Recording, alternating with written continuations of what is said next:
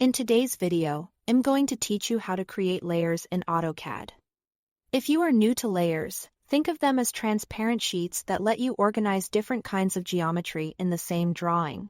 Using layers keeps your work clean, makes it easier to control visibility and plotting, and helps everyone on a project stay consistent. Start by opening AutoCAD and loading the drawing you want to work in.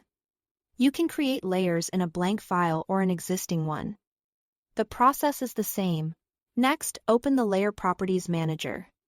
The fastest way is to type LA in the command line and press Enter.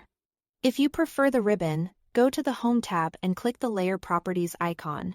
This opens a panel that lists all the layers in your drawing and their properties in columns. To create a new layer, click the New Layer button. You'll recognize it by the stack of sheets with a little star or sun icon in the top left corner. If you like keyboard shortcuts, you can press Alt+N. A new row appears, usually with a default name highlighted and ready to edit.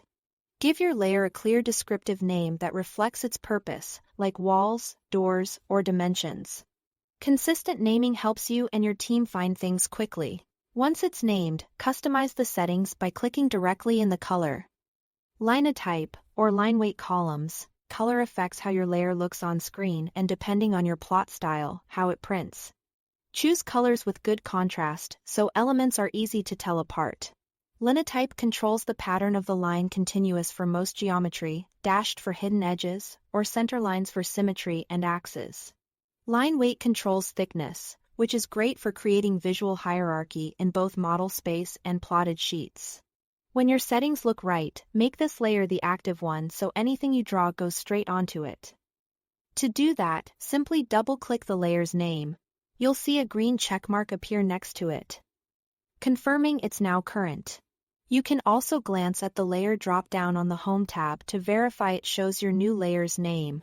From this point forward, every new object you create will be placed on that layer automatically, which helps prevent accidental drafting on the wrong layer. That's all to it. Thanks for watching.